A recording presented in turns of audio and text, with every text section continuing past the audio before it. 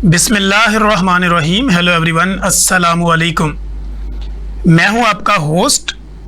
Consultant medical specialist doctor Tanvir Arshad Chaudhary. आप देख रहे हैं programme health special on special TV. सुनते कानों देखती आंखों को डॉक्टर तनवीर अरशद चौधरी का सलाम मोहब्बत। जैसे कि हमारी तमाम ऑडियंस जानती है कि हमने हमेशा करंट इशू को टाइटल करने की कोशिश की है। हम देखते हैं कि डेली बेसिस के ऊपर हमारे क्लिनिकल ट्रायल में जो पेशेंट जिन कंप्लेंट्स के साथ रिपोर्ट होते हैं, हमारी ये कोशिश होती है कि हम अपने इस प्रोग्राम के थ्रू अपनी जितनी भी ऑडियंस है, जितने भी हमें देखने वाले हैं, सुनने वाले हैं, मोहब्बत करने वाले हैं, उनको उस बीमारी के हवाले से वेल अवेयर करें, वेल एजुकेट करें, ताकि वो अपनी ज़िंदगी में अगर कोई इस तरह की कॉम्प्लिकेशन को सामना करें, फेस करें, तो वो किस तरह इसको हैंडल करें। आज का हमारा जो टॉपिक होगा, इस पर हम बात करेंगे कि एब्डोमिनल कैविटी के अंदर जो टाइप्स ऑफ पेन होती हैं वो क्या हैं, उसकी काजेज़ क्या है, आपके पेट के अंदर जो दर्द होता है उस दर्द को हम क्या कहते हैं और वो दर्द किस वजह से होता है, और पेट की रीजन के अंदर या पेट की जो कैविटी है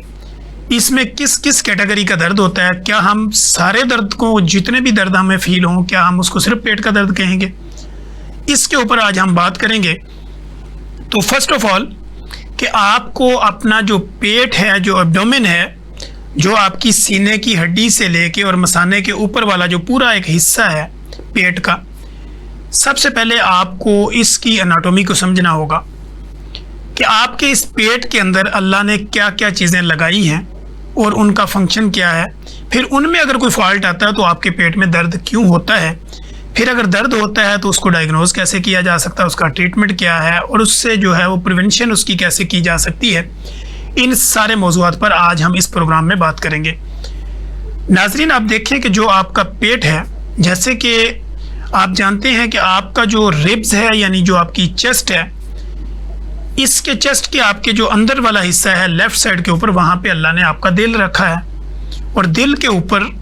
आपकी रिब्स हैं यानी पसलियां हैं, उनका एक जंक्शन है।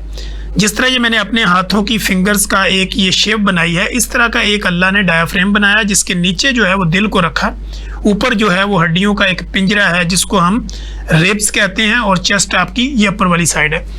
इसी तरह जहाँ पे आपकी ये रिब्स ख़त्म होती हैं, यानी जो पसलियाँ हैं आपकी, जहाँ पे ये ख़त्म होती हैं, तो अगर हम इसकी राइट साइड की बात करें तो राइट साइड के ऊपर आपका लिवर है जिसको जिगर कहा जाता है। जिगर से थोड़ा सा हम साइड पे आएँ तो आपका गाल ब्लैडर है जिसको हम पित्ता कहते हैं। उससे थोड़े से फासले पे आएँ तो आपने यानी लेफ़्ट साइड की तरफ थोड़ा सा आना है, राइट से लेफ़्ट की तरफ, यानी जिगर है, आपका गाल ब्लैडर है, और उसके साथ आपका स्टोमिक यानी मैदा है। अब ये जो आपकी सीने की हड्डी है, जो आपकी चिन के नीचे से सीधी आ रही है, जहाँ पे ये आपकी हड्डी ख़त्म होती है, इसके बिल्कुल नीचे जहाँ मैंने हाथ रखा हुआ है, यहाँ पे आपका स्टोमिक है, यानी आपका मैदा है। अब मैदा आपकी बॉडी का ऑर्गन है, इसी तरह लिवर भी ऑर्गन है, इसी तरह जो आपकी बॉडी के बाकी ऑर्गन। अब हम आते हैं लेफ़्ट साइड के ऊपर।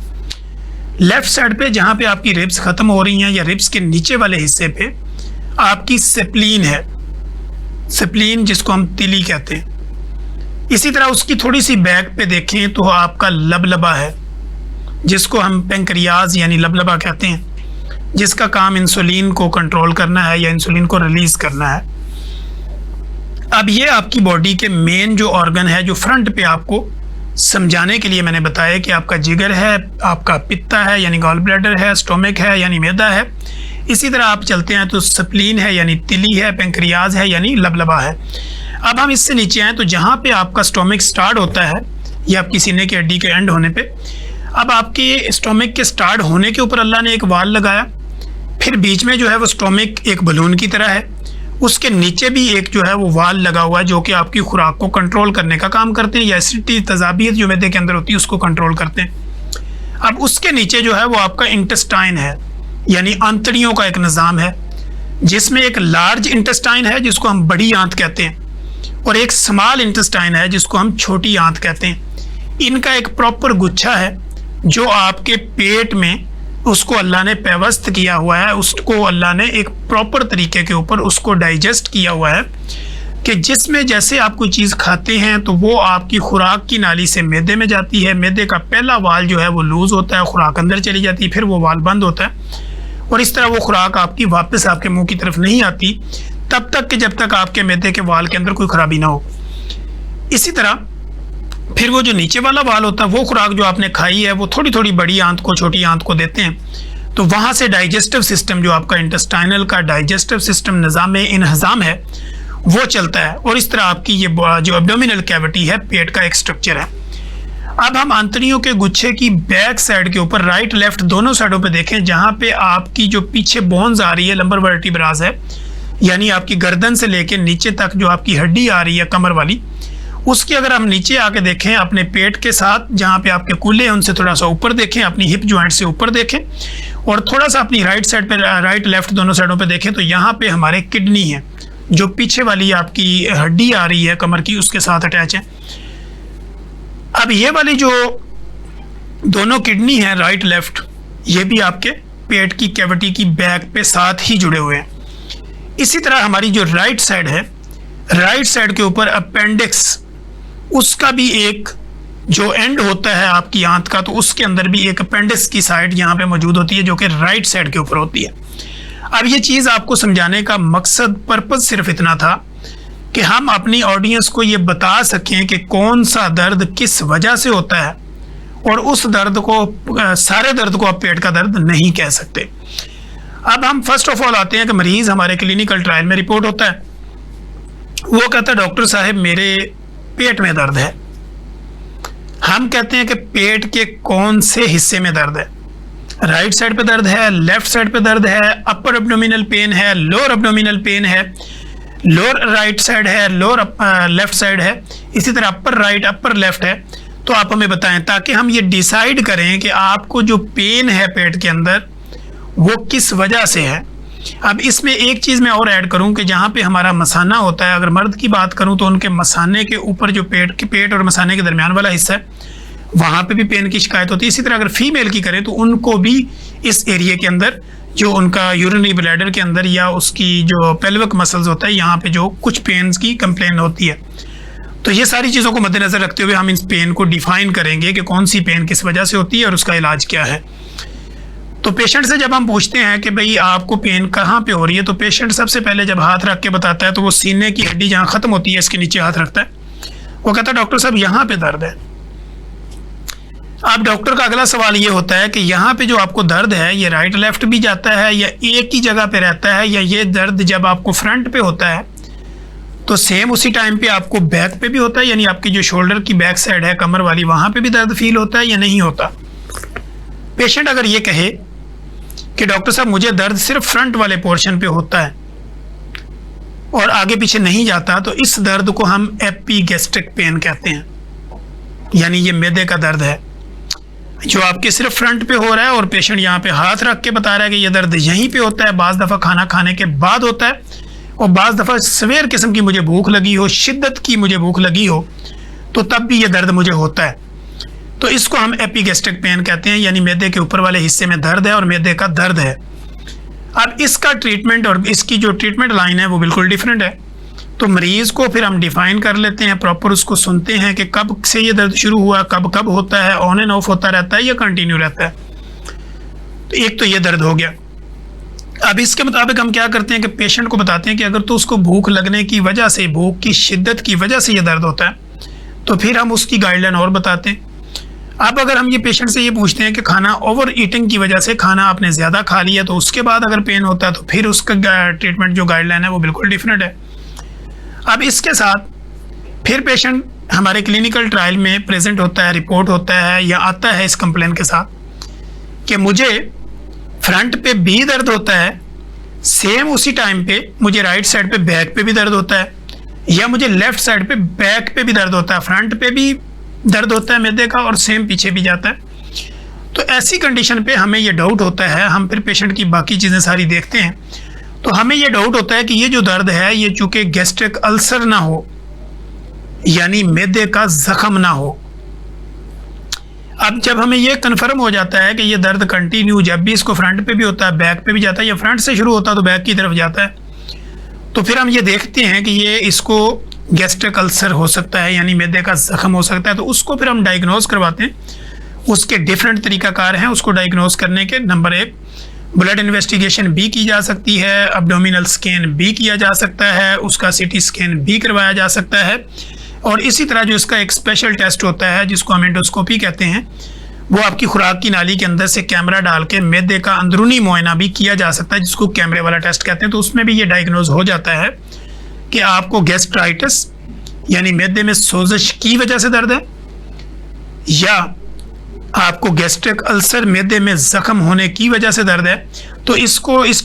टेस्ट को ये करवाने के बाद ये डायग्नोज हो जाता है कि मसला असल में है क्या। तो उस मसले के मुताबिक जब हम ट्रीटमेंट करते हैं तो ये आपका जो दर्द होता है वो गैस्ट्रिक अल्सर की वजह से हो, या एपिगैस्ट्रिक पेन हो, या गैस्ट्राइटिस यानी मैदे में सोजश की वजह से हो, तो उसको हम टाइटल कर सकते हैं और ये काबिल इलाज है। अब इसमें दूसरी चीज़ ये आती है कि पेशेंट ये कहता है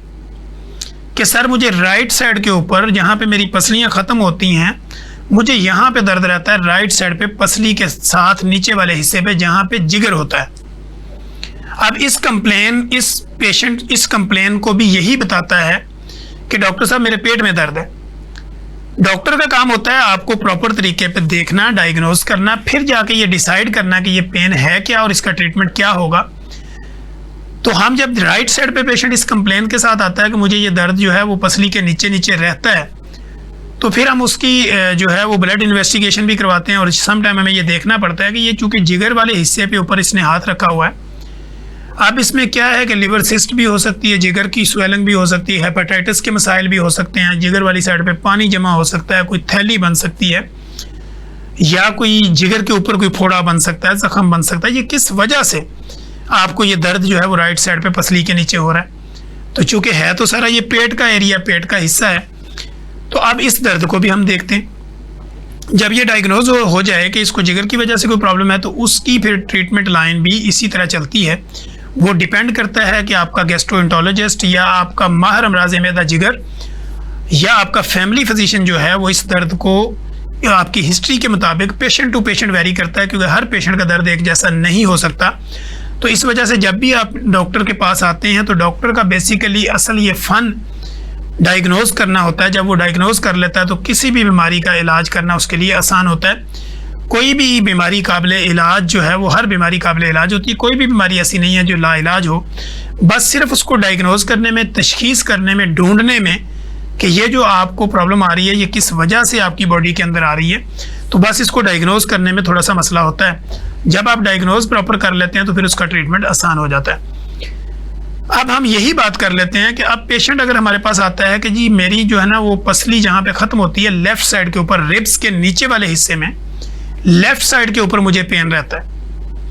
अब हम लेफ़्ट साइड पे जब देखते हैं तो हमारी एक तिली है और पेंक्रियाज है।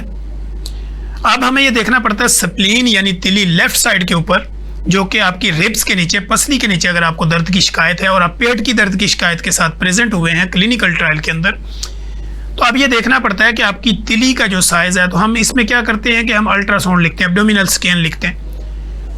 तो पेट का अल्ट्रासाउंड करने पर ये चीज़ पता चलती है कि आपकी स्प्लिनोमेगले है यानी तिली का कोई साइज़ बढ़ गया है, या पेंक्रियाज के अंदर कोई प्रॉब्लम है, या तिली के साथ किसी तरह की कोई इन्वॉल्वमेंट है किसी फॉरेन बॉडी की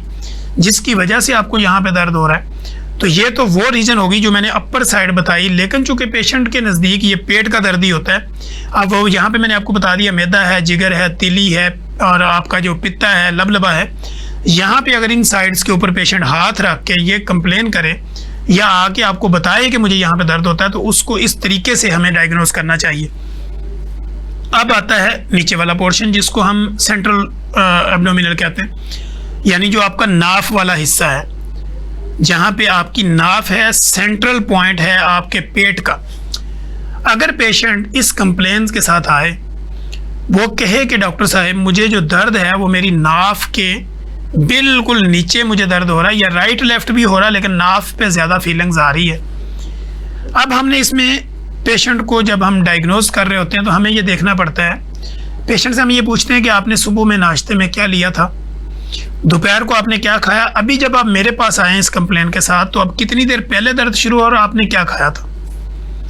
सम टाइम ये देखना पड़ता है कि खाने के अंदर कोई ऐसी चीज़ आपने खाई या कोई चीज़ खाते वक्त, जैसे कि खाना खाते वक्त लोग बातें करते हैं या खाना खाने के फ़ौरन बाद कोई लिक्विड चीज़ों का इस्तेमाल करते हैं, तो उसमें आपकी जो आपकी डाइजेशन होती है वो स्लो हो जाती है। स्लो डाइजेशन की वजह से भी सम टाइम आपको पेन हो सकता है, सम टाइम ओवर ईटिंग की वजह से भी पेन हो सकता है, सम टाइम कुछ दालें, कुछ ऐसी सब्जियां, कुछ ऐसे खाने में कुछ ऐसा खाया जा सकता है जिसमें पेशेंट ये फील करता है कि उसकी जो आंतड़ियां हैं या इंटेस्टाइन है वहाँ पे कोई गैस बन गई है, फुलावट हो गई है, स्वेलिंग हो गई है, इस वजह से मुझे ये दर्द फील हो रहा है। अब कुछ पेशेंट इस कंप्लेन के साथ भी रिपोर्ट होते हैं कि मुझे ये दर्द रह रहा है, पिछले कई दिनों से रह रहा है। तो हम फिर ये पूछते हैं कि आपका स्टूल पास होता है, यानी आपको जो पखाना है, बड़ा पेशाब है, वो प्रॉपर तरीके से आ रहा है, रेगुलर बेस पे आ रहा है। तो कुछ पेशेंट की कंप्लेन ये होती है कि नहीं मुझे 3-3, 4-4 दिन के बाद आता है, लेकिन बहुत सख्त आता है। तो ये क्या होता है कि ये फिर यहाँ पे हमें कुछ सिम्टम्स, ऐसी अलामतें मिलना शुरू हो जाती हैं कि यह पेट के सेंटर के अंदर पेशेंट इस कंप्लेन के साथ आ रहा है और 3-3, 4-4 दिन के बाद उसको स्टूल पास हो रहा, खाना पीना भी उसका प्रॉपर ठीक है। हर पेशेंट की हिस्ट्री अलग है, इसलिए जो भी हम इस तरह की इन्फॉर्मेशन आपको देते हैं ये सब के लिए नहीं होती, ये बेसिकली आपको वेल अवेयर करने के लिए होती है कि अगर इस तरह के मसाइल हों तो इनमें से कुछ भी हो सकता है। लेकिन ये सारी चीज़ों को डिफाइन करेगा या डायग्नोज करेगा तो वो आपका कंसल्टेंट करेगा, वो आपका जीपी डॉक्टर करेगा, फैमिली फिजिशियन करेगा, गैस्ट्रोएंटरोलॉजिस्ट करेगा, माहिर अमराज मैदा जिगर करेगा, तो उसको ये पता चलेगा। अगर इनमें से कोई कंप्लेन होती है तो आपके माइंड में होना चाहिए कि ये भी हो सकता है, इसलिए हम आज इस प्रोग्राम में आपको वेल अवेयर करने की कोशिश कर रहे हैं। अब पेशेंट जब सेंट्रल पेन के साथ आता है, अगर तो उसको क्रॉनिक कॉन्स्टिपेशन है, हम जब उसकी हिस्ट्री लेते हैं कि आपको कब से ये मसला है, अगर तो उसको कब्ज़ रहती है और कब्ज़ की वजह से दर्द होता है तो हम ट्रीटमेंट उसका कब्ज़ का करते हैं। उसकी लाइफ मॉडिफिकेशन करेंगे, उसकी डाइट हैबिट्स को चेंज करेंगे, उसकी डाइट के अंदर फाइबर और प्रोटीन की मकदार को बढ़ा देंगे और उसकी जो इंटेस्टाइन है उसमें डाइजेस्टिव सिस्टम को एक्टिवेट करने का जो फार्मूला है वो उसको बताएंगे। कुछ मेडिकेशन जो है वो करेंगे, समटाइम इंजेक्टेबल ट्रीटमेंट भी करना पड़ सकता है, समटाइम जो सस्पेंशन भी देने पड़ते हैं, समटाइम में ओरल मेडिकेशन भी करनी पड़ती है और इमरजेंसी की सूरत में आईवी लाइन भी आपको देनी पड़ सकती है, यानी ड्रिप्स की सूरत में भी ये ट्रीटमेंट किया जा सकता है। अब अगर कब्ज़ है और आप कहते हैं कि 5-7 दिन से कब्ज़ है तो आपको अनीमा भी दिया जा सकता है। ये बच्चों में भी हो सकता है, ये बड़ों में भी हो सकता है। बच्चों में भी ये जितनी भी कंप्लेंट्स मैं बता रहा हूँ ये बच्चों में भी हो सकती है, ये बड़ों में भी हो सकती है, ये जवान में भी हो सकती है, टीन एजर्स में भी हो सकती है, ये औरतों में भी हो सकती है। तो इसलिए डायग्नोज करना बहुत ज़रूरी है, तशखीस बहुत ज़रूरी है। बच्चों में अगर ये कंप्लेन है और उनको कब्ज़ है तो उनको भी माइक्रो अनीमा दिया जा सकता है इमरजेंसी के तौर पे उनकी इस कंप्लेन को रिजॉल्व करने के लिए, और उसके बाद फिर उसकी मेडिकेशन, फिर उसकी डाइट का जो पैटर्न है उसको चेंज करके उसकी क्रॉनिक कॉन्स्टिपेशन की वजह से या कब्ज़ की वजह से होने वाले दर्द को मुकम्मल तौर पे ख़त्म किया जा सकता है। इसी तरह बड़ों में भी कब्ज़ का ट्रीटमेंट दे के, क्योंकि जो कॉन्स्टिपेशन है उसको ये कहा जाता है कि मदर ऑफ डिजीज़ है, ये बीमारियों की माँ है, क्योंकि आपका जो जंक्शन है इंटेस्टाइन का, बड़ी आंत छोटी आंत का जो सिस्टम है ये पूरा एक सीवरेज लाइन है आपके पेट की। तो जब इसके अंदर कोई रुकावट आ जाएगी, कोई सोजश आ जाएगी, किसी तरह की कोई इनका डाइजेस्टिव सिस्टम स्लो हो जाएगा तो ऑटोमेटिकली आपका पूरे का पूरा पेट है, पूरी की पूरी जो एब्डोमिनल कैविटी है, पेट का जो पूरा हिस्सा है वो डैमेज होगा। तो जाहिर बात है उसके इफेक्ट में आपको दर्द भी हो सकता है, पेट फूल भी सकता है, आपकी जो है वो मौत वाक़ई भी हो सकती है। तो इसलिए डिफ़ाइन करना बहुत ज़रूरी है। अब हम पेट के दर्द की इस वाले सेंट्रल पॉइंट की जैसे मैंने बात की, सम टाइम में लोग आते हैं वो कहते हैं मुझे सम टाइम में लोग हमें कहते हैं कि मुझे नाफ पड़ गई है। अब नाफ क्या होती है या नाफ की हकीकत मेडिकल रियलिटी में क्या है या इसको किस तरह टाइटल किया जा सकता है, इसके ऊपर हम बात करेंगे। कहीं मत जाइएगा, हमारे साथ रहिएगा। यहीं पे वक्त हुआ एक ब्रेक का, और ब्रेक के बाद जब हम आएंगे तो हम आपको बताएंगे कि नाफ क्या होती है या बाकी जो पेट की दर्दें हैं उसको किस तरह हम टाइटल करते हैं। वेलकम बैक नाजरीन। जैसे कि आपने देखा कि हमने प्रोग्राम के पहले हिस्से में पेट के दर्द कौन कौन से होते हैं या पेट का हर दर्द क्या वो पेट का दर्द होता है, इसके ऊपर हमने कंप्लीट बात की। पेट के अंदर अंदर अल्लाह ने कौन कौन से आपके बॉडी ऑर्गन लगाए हुए हैं और उन ऑर्गन का क्या क्या फंक्शन है और उनकी वजह से जो दर्द होता है उस दर्द को क्या कहते हैं, इसके ऊपर हमने बात की। अब हम ये बात कर रहे थे कि सेंट्रल पॉइंट यानी नाफ के नीचे मुसलसल दर्द रहना है, और हमारी जितनी भी ऑडियंस है वो समटाइम ये समझती है कि मुझे नाफ पड़ गई है। तो नाफ पड़ना बेसिकली मेडिकल के सिम्टम्स के अंदर इसको क्या कहते हैं या इस दर्द को क्या कहा जाता है। हमारे यहाँ पेशेंट इस कंप्लेन के साथ आता है कि मुझे उल्टी नहीं रुक रही, समटाइम में मुझे उल्टी डॉक्टर साहब बहुत ज़्यादा आती है। तो हम कहते हैं कि हम देख लेते हैं कि उल्टी की काजेज़ क्या है, इसको हम किस तरह वॉमिटिंग को रोक सकते हैं, नोज़िया आपको क्यों होता है। अगर फीमेल में है तो उसकी अलग डायरेक्शन है, अगर मेल में इस तरह की कैफियत होती है तो उसकी अलग डायरेक्शन है। तो अब जब हम ये देखते हैं और पेशेंट आते ही हमें ये कहता है मुझे तो नाफ पड़ी हुई है, मुझे और कोई बीमारी नहीं है। अब नाफ के लिए वो क्या करता है कि डिफरेंट जगह पे जाता है, कुछ लोग उसमें ऑयल डालते हैं, कुछ लोग कहते हैं जी मैं नाफ निकाल देता हूँ, कुछ पेट का मसाज करते हैं। अल्टीमेटली हमारी ऑडियंस को ये बात याद रखनी चाहिए, जैसे कि मैंने आपको एक अनाटोमी बताई, एक मैंने स्ट्रक्चर बताया कि मेरे पेट के अंदर है क्या क्या। तो जब आप पेट की सेंट्रल ओबेसिटी का या सेंट्रल पॉइंट का जब हम जिक्र करते हैं, तो यहाँ पे मैंने आपको बताया कि बड़ी आंत और छोटी आंत का एक अल्लाह ने पूरा गुच्छा है जिसको एक व्यवस्थित किया हुआ है, उसको एक प्रॉपर डायाफ्रेम में रखा हुआ है। अब जब उस गुच्छे के अंदर किसी भी तरह की किसी तरह की कोई रुकावट आएगी, वो स्वेलिंग की सूरत में हो, वो जख्म की सूरत में हो, वो ब्लॉकेज की सूरत में हो, वो क्लॉटिंग की सूरत में हो, या वो आंतड़ी के जख्म होने की वजह से हो, या आंतड़ियों के ऊपर ज़्यादा प्रेशर बनने की वजह से हो, तो वो आपके पेट को डिस्टर्ब करेगी। अब जब आप ये कहते हैं कि मुझे नाफ पड़ी है, अब नाफ में ये हो सकता है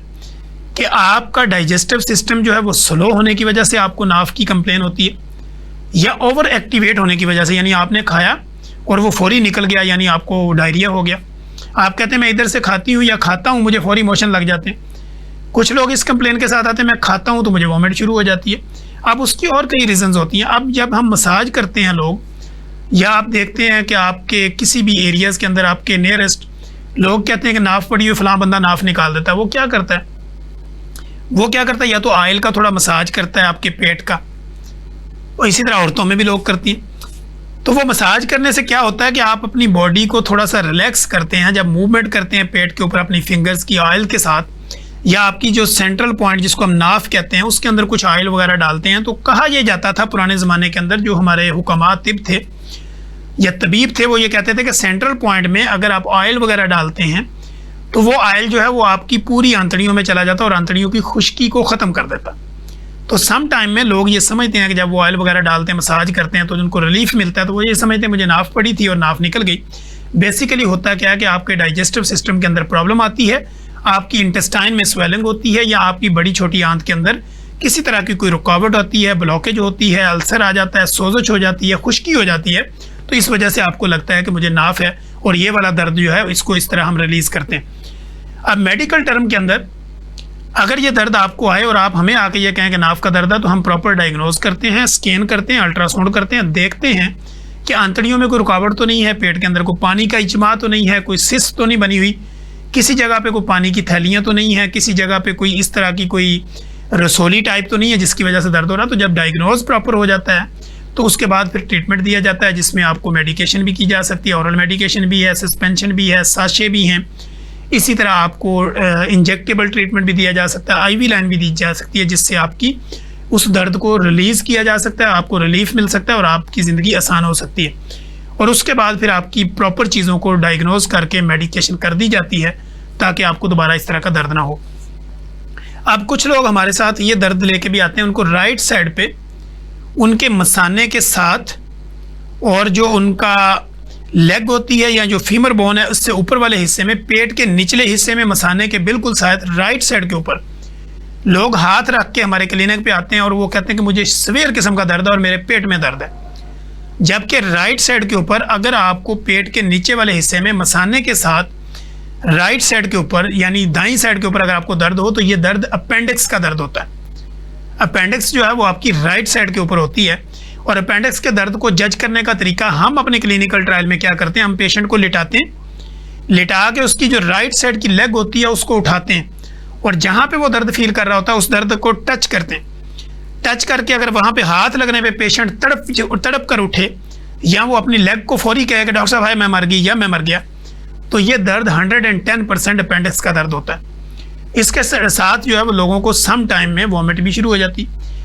अगर ये दर्द आपका किसी मेडिकेशन से, इंजेक्शन से, आईवी लाइन से या किसी दवाई से अगर तो आपको 1-2 घंटे के अंदर इसका रिलीफ मिल जाए तो ठीक है, अदरवाइज फौरी तौर पर इसका ऑपरेट करना पड़ता है, क्योंकि अपेंडिक्स जो एक ज़ायद आंत होती है जिसके अंदर कुछ मवाद जमा होने की वजह से वो फूल जाती है और उसके फटने का खतरा होता है। अगर वो फट जाए तो फिर आपका बड़ा ऑपरेशन करके पूरे पेट को खोलना पड़ता है, फिर उसकी सफाई करनी पड़ती है, उसकी कॉम्प्लिकेशंस और ज़्यादा बढ़ जाती हैं। इसलिए राइट साइड के ऊपर पेट के नीचे वाले हिस्से में मसाने के साथ सीधी साइड के ऊपर अगर आपको ये दर्द हो रहा है, समटाइम लाजमी नहीं है कि हर वो दर्द अपेंडिक्स की ही होगा, लेकिन 110% समटाइम ये होता है कि ये दर्द अपेंडिक्स का ही है, तो इसको आपने डॉक्टर के पास जाना है। अगर तो इंजेक्टेबल से ठीक हो जाए तो फिर ठीक है, ये बाज़ दफ़ा ज़िंदगी में एक आधी दफ़ा होता है और वो इंजेक्शन और मेडिसिन से ठीक हो जाता है और उसके बाद आपको ऑपरेशन की ज़रूरत नहीं पड़ती। लेकिन सम टाइम में अगर ये सवेयर हो जाए, कंट्रोल से बाहर हो जाए, वॉमिट की कैफियत हो और ये दर्द रुके ना और आप तड़पते रहें, तो फिर फौरी तौर पे इसका हल ऑपरेशन है, बजाय ये कि आप किसी ऐसी चीज़ पे घरेलू टोटकों के ऊपर चले जाएं या ऐसे अपना टाइम वेस्ट करें। उसको वेस्टेज से बेहतर है आप किसी भी इमरजेंसी में जाएं और फौरी अपने आप को डायग्नोज करवा के अपनी इस दर्द को ख़त्म करें। अब अगर यही दर्द आपको लेफ़्ट साइड पे होता है, इसी तरह होता है, लोग कहते हैं कि मेरी लेफ़्ट साइड पे दर्द है और मसाने के साथ है, पेट के नीचे वाले हिस्से में है, तो अब हम क्या करते हैं, इसमें फौरी तौर पे हमें फिर एक क्यूबिक स्कैन भी कराना पड़ जाता है। हम गुर्दों का एक अल्ट्रासाउंड भी करवा लेते हैं ताकि मसाने की तरफ आने वाली जो वेन्स हैं उसमें कोई रुकावट ना हो, या वहाँ पे कोई पथरी के ज़र्रात ना हो, या गुर्दों से कोई ऐसा मवाद ना आ रहा हो कि जो आपको राइट लेफ्ट पे मसाने के साथ पेट के नीचे वाले हिस्से पे दर्द फील करवा रहा है। या उसके साथ फिर हम देखते हैं कि आपके यूरिन में कोई रुकावट तो नहीं है, यूरिन का कलर चेंज तो नहीं है। हम फिर आपकी इन्वेस्टिगेशन के लिए RFT करवाते हैं, रेनल फंक्शनल टेस्ट करवाते हैं, यूरिन कल्चर करवा लेते हैं, यूरिन कंप्लीट टेस्ट करवाते हैं, जिससे ये पता चलता है कि आपके मसाने में या गुर्दों में कोई प्रॉब्लम तो नहीं है, यानी सोजिश तो नहीं है, रेत के कुछ ज़र्रात तो नहीं है, या आपके पेट में कोई दर्द तो नहीं है। तो इसको फिर हम इस तरह कंट्रोल करके उसका ट्रीटमेंट बिल्कुल अलग होता है। समटाइम में IV लाइन देनी पड़ती है, ड्रिप्स देनी पड़ती हैं, साशे देने पड़ते हैं, इसके अलावा मेडिकेशन करनी पड़ती है, एंटीबायोटिक्स का यूज़ करना पड़ता है, तो फिर आपकी इस पेन को भी रिलीफ किया जाता है। अब सम टाइम में लोग पेशेंट कंप्लेन के साथ आते हैं कि मेरे मसाने में दर्द है, फीमेल हो उसके लोअर एब्डोमिनल पेट में अगर दर्द हो, मेल के अगर लोअर एब्डोमिनल पेट में दर्द हो, यानी पेट के नीचे वाले हिस्से में सेंटर के अंदर उनको अगर दर्द फील हो रहा है, औरत है या मर्द है, औरत है तो हम उसका फौरी तौर पे देखते हैं कि इसके बच्चादानी में कोई मसाइल ना हो, या इसकी यूट्रस का कोई इशू ना हो, वहाँ पे कोई सिस्ट ना बनी हो, रसोली ना बनी हो, पानी की थैली ना हो,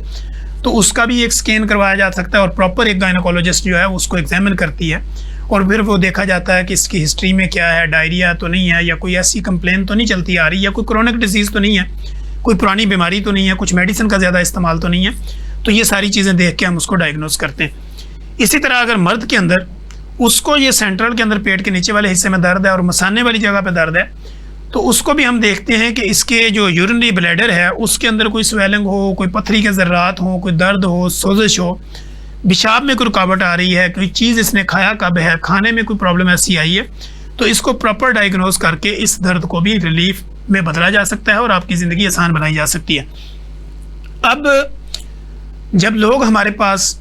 इस कंप्लेन के साथ आते हैं पेट में दर्द, जैसे कि मैंने डिफ़ाइन किया कि पेट में क्या क्या चीज़ें अल्लाह ने लगाई हैं और पेट में दर्द होने की वजूहात क्या हैं और उसका इलाज कैसे किया जा सकता है, ताकि जो भी हमारा व्यूअर्स है, जितनी भी हमारी ऑडियंस है, जब वो हमें सुने तो उनको पता चले कि पेट में दर्द सिर्फ पेट में दर्द नहीं होता, उसके पीछे भी मल्टीपल काजेज़ होती हैं, मल्टीपल आर्गन हैं। अब हम पेट की दर्द से बचें कैसे? बच्चों में पेट में दर्द होता है, बाज़ बच्चे जो फीडर लेते हैं तो फीडर को सकिंग कर करके भी उनको जो है वो बाज़ दफ़ा उनकी इंटेस्टाइन में गैस बन जाता है और बच्चों को पेट में दर्द फील होता है। अब हम उनके गैस को रिलीव करने के लिए और बच्चों को रिलैक्स करने के लिए सम टाइम में उनको ऐसी मेडिकेशंस करते हैं जिसके उनकी इंटेस्टाइन के अंदर बनी हुई जो गैस होती है उसको रिलीज़ करवाया जा सकता है। या बच्चे जो है उनका अगर डाइजेस्टिव सिस्टम स्लो है, या बच्चों में पेट का दर्द होने की जो वजूहात होती है उसकी रीज़न को देखा जा सकता है कि बच्चा जो है वो मदर फीड पे है, फीडर लेता है या मट्टी खाता है, बाहर से कुछ चीज़ें उठाता है, तो उसकी प्रॉपर एक हिस्ट्री को मेंटेन करके उसका ट्रीटमेंट दिया जा सकता है, तब जाके बच्चे को जो पेट का दर्द होता है उससे उसको रिलीफ मिलता है। अब बड़े बंदों के अंदर पेट दर्द से बचाव के क्या तरीके हो सकते हैं? हमारी ऑडियंस ये पूछना चाहती, जैसे कि मैंने आपको पेट की पूरी एनाटॉमी बताई,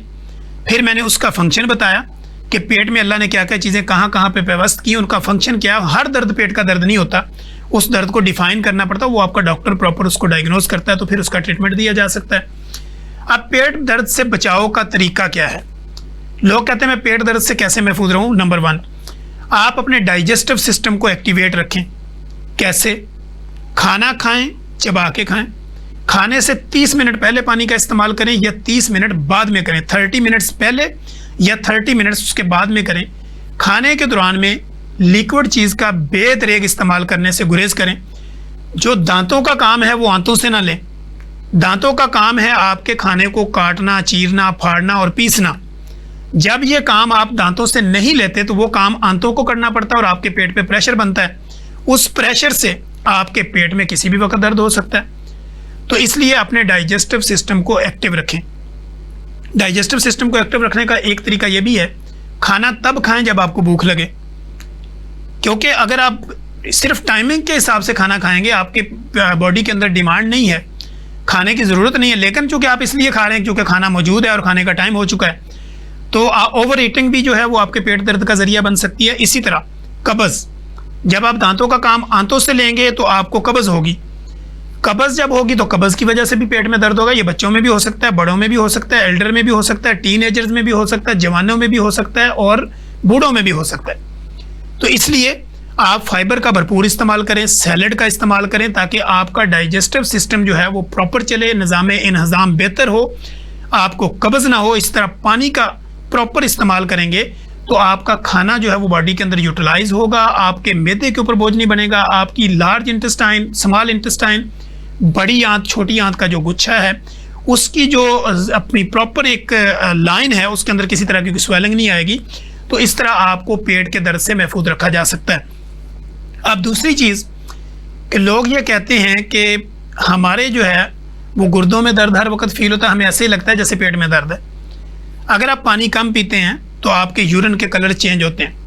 येलो कलर का अगर आपको यूरिन आ रहा है तो वो आपको एक निशान देता है कि आपकी बॉडी जो है वो डिहाइड्रेटेड है। आप पानी का इस्तेमाल प्रॉपर करें, कम से कम 8 से 10 गिलास पानी आप 24 आवर्स के अंदर उसको यूटिलाइज करें। क्योंकि मेरी बॉडी का जो स्ट्रक्चर है वो 60% वाटर है और मेरे ब्लड, जो मेरी बॉडी के अंदर चलने वाला ब्लड है वो 90% वाटर है। तो आपको वाटर का इस्तेमाल बेहतर करके भी आप अपने पेट में आने वाले दर्द को बचा सकते हैं, अपनी ज़िंदगी को आसान बना सकते हैं। चाय का बेदरेग इस्तेमाल भी आपको स्टोमिक अल्सर कर सकता है, उसकी वजह से भी आपको दर्द हो सकता है। खाना तब खाएं जब आपको भूख लगे। खाना खाने के फ़ौरन बाद 2 से 3 घंटे कोशिश करें कि गैप मिले और उसके बाद आप बेड पे जाएं। खाना खाने के बाद फ़ौरन सो जाना, लेट जाना, अपने निज़ाम के ऊपर बोझ बना देना, तो ये सारी जो काजेज़ बनती हैं आपके एब्डोमिनल पेन की। एब्डोमिनल कैविटी के अंदर पेन होने की मल्टीपल काजेज़ मैंने आपके सामने डिस्कस की, जिसमें आपको एपिगैस्ट्रिक पेन हो सकता है, गैस्ट्रिक अल्सर की वजह से पेन हो सकता है, इसी तरह आपके लिवर वाली साइड पे पेन हो सकता है, स्प्लीन वाली साइड पे हो सकता है, और आपके जो सेंट्रल पॉइंट है नाफ वाली साइड वहाँ पेन हो सकता है, राइट लेफ्ट आपके लोअर एब्डोमिनल पेन हो सकते हैं। इन सब की काजेज़ मैंने आपके सामने रखी। अगर आप ये चाहते हैं कि आप अपने पेट को कंफर्ट जोन में रखें, आपका पेट रिलैक्स रहे, पेट फूले ना, पेट बड़ा ना हो, सेंट्रल ओबेसिटी ना हो, या अपर बेली फैट ना बने या लोअर बेली फैट ना बने, तो आप क्या करें? जब भी आप सुबह के टाइम उठते हैं तो कोशिश करें कि 2 टेबल स्पून जो है वो चिया सीड लें, 1 गिलास पानी के अंदर उसको 10 to 15 मिनट्स के लिए रखें। जब वो उसके अंदर प्रॉपर तरीके पे डाइल्यूट हो जाए तो कोशिश करें उसको मिक्स करें, और मिक्स करने के बाद उसको आप इनटेक कर लें। और उसके आधे घंटे के बाद या 1 घंटे के बाद आप अपना नाश्ता जो भी आप लेना चाहते हैं उसमें कोशिश करें कि फाइबर का भरपूर इस्तेमाल हो और प्रोटीन का भरपूर इस्तेमाल हो, जो आपका फर्स्ट मील होता है। चूँकि रात को जब आपने खाना खाया होता है तो आपके जो बॉडी ऑर्गन होते हैं वो रेस्ट फॉर्म में होते हैं, आपकी बॉडी जो है वो डिटॉक्सिफिकेशन का एक अमल से गुजर रही होती है। सुबह के टाइम फिर आप जब उसको फाइबर देते हैं, ओमेगा 3 एसिड देते हैं, प्रोटीन का सोर्स उनको फाइबर की सूरत में और चिया सीड की सूरत में उनको मिल जाता है, तो वो जब आपकी बॉडी में चला जाता है तो वो आपके डाइजेस्टिव सिस्टम को एक्टिव कर देता है और उनको रिच बना देता है, और आपका ज़्यादा खाने की पावर जो है वो कम हो जाती है। इस तरह जब आप नाश्ते पे जाते हैं तो फोकस करें कि सिलेक्शन जो है ना आपकी फूड की वो बेहतर होनी चाहिए। ये नहीं कि लाजमी आपने 2-3 पराठे ही खाने, लाजमी आपने टोस्ट ही खाने, लाजमी आपने रोटी ही खानी, लाजमी आपने नान, कुलचे, शोरवा और इस तरह के खाबे लेने। तो कोशिश आपने ये करनी है कि एक अच्छा नाश्ता लें, एक हेल्दी ब्रेकफास्ट लें, लेकिन उसमें जो पोर्शन है वो फाइबर का हो, फैट का हो, प्रोटीन का हो, लेकिन कार्ब का पोर्शन जो है उसको कम रखेंगे तो आपके इंटेस्टाइन के ऊपर बोझ कम बनेगा, आपका डाइजेस्टिव सिस्टम प्रॉपर चलेगा और आपके जो बीमारियां हैं उससे आप अपने आप को महफूज रख सकेंगे। इस तरह आपका मैदा भी सही काम करता है, आपकी इंटेस्टाइन भी सही काम करती है, गुर्दे भी आपके प्रॉपर काम करते हैं। एक अच्छा खाना जब आप लेते हैं तो आपकी बॉडी की रिक्वायरमेंट के मुताबिक ये चीज़ें पूरी हो जाती हैं। अब लोग आके हमें ये कहते हैं कि डॉक्टर साहब ये चीज़ें थोड़ी मुश्किल हैं, हमें कोई दवाई लिख दें, कोई ताकत का सिरप लिख दें, कोई मैदे का सिरप लिख दें, कोई सप्लीमेंट लिख दें। मैं अपने क्लिनिकल ट्रायल में अपने पेशेंट को हमेशा ये समझाता हूँ कि कोई भी मेडिकेशन जो हम आपके लिए करते हैं उसकी एफिकेसी रेट आपकी बॉडी में 25 to 30% है, या ज़्यादा भी कोई जोर मार लें तो 40% होगा। अगर आप अपना लाइफस्टाइल चेंज कर लेते हैं, आप अपनी डाइट हैबिट्स को चेंज कर लेते हैं, आप अपना स्टाइल बदल लें, खाने पीने उठने बैठने का, अपनी लाइफ में डिसिप्लिन ले आएँ, आप अपनी खाने में डिसिप्लिन ले आएँ, सोने में डिसिप्लिन हो, उठने बैठने में डिसिप्लिन हो, तो आपकी ज़िंदगी भी आसान हो जाएगी, बीमारियों से भी जान छूट जाएगी और दवाइयाँ भी कम से कम इस्तेमाल करनी पड़ेंगी। तो बेहतर ये है कि बजाय आप मुझसे कोई सिरप लिखवाते हैं, मुझसे कोई दवाई लिखवाते हैं या कोई सप्लीमेंट का तकाजा करते हैं, तो बेहतर ये क्यों नहीं है कि आप अपनी खुराक के पैटर्न को बेहतर करें। अब यहाँ पे लोग ये कहते हैं महंगाई बहुत है, बेरोज़गारी है, हम कहाँ से ये चीज़ें लें। तो हम फिर लोगों को ये कहते हैं आपने हर मौसमी फल का इस्तेमाल करना है, हर वो मौसमी फल जो सस्ता हो, क्योंकि कोई भी मौसमी फल जो सस्ता होगा फुल फाइबर होगा। जैसे कि आजकल अगर हम देखें तो आपको ग्रीन एप्पल मिलते हैं, तो ग्रीन एप्पल का अगर आप इस्तेमाल कर लेते हैं, एक छोटे साइज़ का, दरमियाने साइज़ का एक एप्पल ले लें, उसको एप्पल का सैलड बना के ले सकते हैं। इसी तरह आप ककम्बर यानी खीरे का इस्तेमाल कर सकते हैं, वो नॉर्मल रूटीन में आपके लिए अवेलेबल होता है। अगर आप पेरीफ्री एरिया में हैं, रूरल एरियाज़ के अंदर रहते हैं, किसी ऐसे एरिया में हैं कि जहाँ पे आप समझते हैं कि मुझे बाकी चीज़ें नहीं मिलती, तो मैं अब क्या करूँ, आप दही का इस्तेमाल करें। इसी तरह दही के इस्तेमाल के साथ जो भी आपकी ग्रीन वेजिटेबल्स होती हैं, ग्रीन फ्रूट्स होते हैं, उनका आप इस्तेमाल करें। बॉयल एग का इस्तेमाल करें। दूध का इस्तेमाल बगैर मलाई बगैर चीनी के लें, तो ये आपके लिए बेनिफिशियल होगा। इसलिए आपकी हेल्थ भी बेहतर होगी। लोग जो कंप्लेन करते हैं कि मुझे खाया पिया लगता ही नहीं, डॉक्टर साहब मैं बड़ा खाती हूँ, मैं बड़ा खाता हूँ, लेकिन मुझे लगता नहीं है, मेरी सेहत ऐसी रहती है, हमारी हड्डी ऐसी है, तो बेसिकली आपका डाइट पैटर्न ठीक नहीं होता। जब आप अपने डाइट पैटर्न को ठीक करते हैं, लाइफ मॉडिफिकेशन करते हैं, खुराक को प्रॉपर तरीके पे लेते हैं, तो आपकी बॉडी के अंदर आपका जो नर्व सिस्टम है वो भी एक्टिवेट होता है, डाइजेस्टिव सिस्टम वो भी एक्टिवेट होता है, ब्लड सर्कुलेशन बेहतर होती है, आपका दिमाग प्रॉपर काम करता है, आपका मसल ग्रो करता है, आपकी हड्डियों को ताकत मिलती है और आपकी बॉडी का स्ट्रक्चर जो है वो एक मजबूत बनता है। इस तरह एक मजबूत मुआशरा जन्म लेता है। जब मुआशरा मजबूत होगा तो एक पूरी फैमिली का कुंबा जो है वो मजबूत होगा। माँ सेहतमंद है, बच्चा सेहतमंद है, तो पूरा घर सेहतमंद है। माँ बीमार है, बच्चा बीमार है, तो पूरे का पूरा घर जो है वो डिस्टर्ब है, फाइनेंशियली तौर पे भी डिस्टर्ब है और मुआशी तौर पे तो उसको जो लॉस हो रहा है वो तो हो ही रहा है, लेकिन मेंटल भी डिस्टर्ब है कि टेंशन बढ़ रही है, बच्चे की दवाइयाँ लेनी है, दवाइयों के पैसे कहाँ से आएंगे, ये सारे मामलात हैं। अगर आप अपनी लाइफ को चेंज कर लेते हैं, और लाइफ चेंज करने के लिए आप खुद से नहीं कर सकते, आप अपने फैमिली फिजिशियन के पास जाएंगे, आप अपने जीपी के पास जाएंगे, आप अपने न्यूट्रिशनिस्ट के पास जाएंगे, डाइटिशियन के पास जाएं, माहिर ग़िज़ाइयत के पास जाएं, माहिर अमराज़ मैदा जिगर के पास चले जाएं, या किसी भी स्पेशलिटी में जो भी डॉक्टर आपके नियरेस्ट अवेलेबल है, या जिस पे आपका ट्रस्ट है, या जिस डॉक्टर के साथ आपकी अच्छी अंडरस्टैंडिंग है, आप वहाँ पे जाएं, उनको जाके अपना मसला बताएं तो वो आपका हल बताएगा। तो मुझे पूरी उम्मीद है कि हमारे इस प्रोग्राम में आज जो कि पेट के दर्द की जो वजूहात थी, जो पेट के दर्द की अक़साम थी, इसके ऊपर मैंने बात की। मुझे पूरी उम्मीद है कि मेरी जितनी भी ऑडियंस है उनको हमारे इस प्रोग्राम से काफ़ी हेल्प मिलेगी, उनकी ज़िंदगियों में आसानियाँ पैदा होंगी। मुझे मेरी प्रोडक्शन टीम को दीजिए इजाज़त। हम दोबारा एक नए गेस्ट के साथ नए प्रोग्राम में नए सवालों जवाब के साथ हाजिर होंगे। तब तक के लिए इजाज़त दीजिए। अल्लाह हाफिज़।